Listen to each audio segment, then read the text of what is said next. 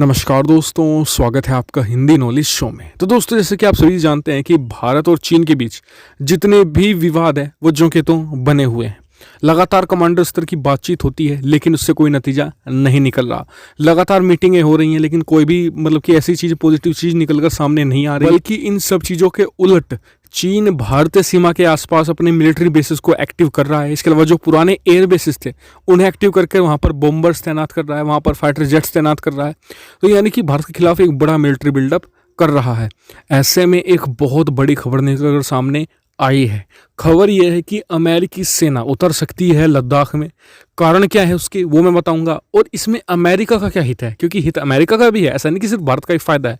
वो मैं आपको डिटेल से बनाऊंगा, तो मेरे साथ आप इस वीडियो में अंत तक बने रहिएगा। चलो उस वीडियो को हम शुरू कर लेते हैं। तो दोस्तों, जैसे कि हम सभी लोग जानते हैं कि जैसा तनाव भारत और चीन के बीच है, ऐसा ही तनाव आज की तारीख में अमेरिका और चीन के बीच भी है। और अमेरिका भी भारत के साथ मिलकर चीन की घेराबंदी में लगे हुए हैं।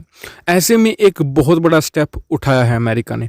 कहा जा रहा है कि भारत और अमेरिका मिलकर एक बहुत बड़ी मिलिट्री ड्रिल या मिलिट्री एक्सरसाइज कंडक्ट कर सकते हैं लद्दाख रीजन में, भारत चीन सीमा के पास में। और इसमें बहुत बड़े बड़े वेपन्स का यूज किया जाएगा जिससे कि चीन को डरा जा सके। और इसी एक्सरसाइज के जरिए, इसी मिलिट्री युद्धाभ्यास के जरिए अमेरिका अपना एक बहुत बड़ा हित साधना चाह रहा है। वो क्या हित है वो मैं आपको बताता हूँ। दरअसल आप सभी लोगों को पता होगा कि चीन के पास S-400 एयर डिफेंस सिस्टम है और उसने उसे तैनात भी कर रखा है। खबरें कभी आती हैं कि उसने तिब्बत के आसपास S-400 को तैनात कर रखा है। कभी आती हैं कि उसने साउथ चाइना सी के टेंशन को देखते हुए अपनी ईस्ट कोस्ट में जो कि जहाँ पर साउथ चाइना सी पड़ता है वहाँ के आसपास उसने तैनात कर रखा है। तो यानी कि अमेरिका भी इस S-400 से परेशान रहता है। तो ऐसे में अमेरिका चाहता है कि भारत उसे परमिशन दे B-2 बॉम्बर को उड़ाने की लद्दाख रीजन के आसपास, जहां पर इस समय एक तरीके से चीन का S-400 तैनात है। तो वो अपने B-2 बॉम्बर जो स्टेल्थ बॉम्बर होता है उसे टेस्ट करना चाहता है against S-400 air defence system, ताकि वो देख सके कि क्या S-400 B-2 बॉम्बर को डिटेक्ट कर सकता है, क्या उसके टारगेट को लॉक कर सकता है। इस चीज़ को वो अपने टेस्ट करना चाहता है, क्योंकि B-2 बॉम्बर ऐसा नहीं कि सिर्फ भारत के करीब तैनात कर रखा है चीन के खिलाफ। चीन के खिलाफ ही जो उनका गुआम प्रायद्वीप है, गुआम द्वीप है, उसके पास भी उसने एक B-2 बॉम्बर को तैनात कर रखा है। और इसके अलावा B-1 लैंसर को भी तैनात करके रखा हुआ है।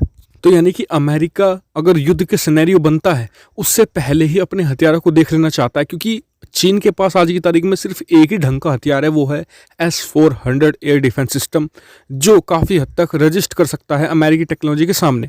उसके अलावा जितने भी हथियार है सब कॉपी किए गए हैं, सब चोरी की टेक्नोलॉजी से बनाए गए हैं और अमेरिका बड़ी आसानी से उन्हें धराशायी कर सकता है सिवाय S-400 एयर डिफेंस सिस्टम के। तो यानी कि भारत की सीमा पर इससे देखिए भारत को भी फायदा होगा, क्योंकि जैसे ही भारतीय सीमा पर आप सभी लोग जानते हैं कि चीन ने बॉम्बर्स तैनात कर रखे हैं, तो यानी कि अमेरिका और भारत मिलकर जब युद्धाभ्यास करेंगे तो चीन को एक मैसेज भी जाएगा कि अमेरिका भारत की फोर्सेस आपस में कितनी ज़्यादा जॉइंटली और कितने अच्छा कोऑर्डिनेशन कर रही हैं, जिससे कि चीन को थोड़ा डर भी लगे। हालांकि अभी अमेरिका को इंतजार है भारत की परमिशन का। भारत जब परमिशन देगा तभी B-2 बॉम्बर को फ्लाई किया जा सकेगा भारतीय एयर स्पेस में। इसके अलावा अमेरिका अभी वेट ही कर रहा है। हाँ, युद्धाभ्यास की बात हो रही है कि युद्धाभ्यास जल्दी कंडक्ट किया जा सकता है। तो आपको क्या लगता है कि भारत को यहाँ पर परमिशन दे देनी चाहिए अमेरिका को कि वो अपने B-2 बॉम्बर को फ्लाई करे और चीन को डराए और साथ ही अपनी टेक्नोलॉजी वो टेस्ट कर ले चीन के खिलाफ? तो इसमें भारत का तो फिलहाल कोई नुकसान नहीं दिखता। कमेंट करके आप मुझे जरूर बताइएगा। अब आ जाते हैं कल के सवाल पर। कल मैंने आपसे सवाल पूछा था कि यूनाइटेड अरब अमीरात में कितने अमीरात हैं और उन सभी के नाम भी लिखने हैं। जिन जिन लोगों ने सही जवाब दिया उनके नाम स्क्रीन पर आप देख सकते हैं। अब आ जाते हैं आज के सवाल पर। आज का सवाल भी बहुत ज़्यादा इंटरेस्टिंग होने वाला है। तो आज का सवाल काफ़ी आसान रहने वाला है। आपको कमेंट करके बताना है कि सर्बिया एक यूरोप का देश है, क्या वो NATO का मेंबर है या नहीं? यस या नो में आंसर देना है। बहुत आसान सा सवाल है। कमेंट करके मुझे जरूर बताइएगा। चलो दोस्तों, फिलहाल इस वीडियो में इतना ही। Thank you very much for watching video.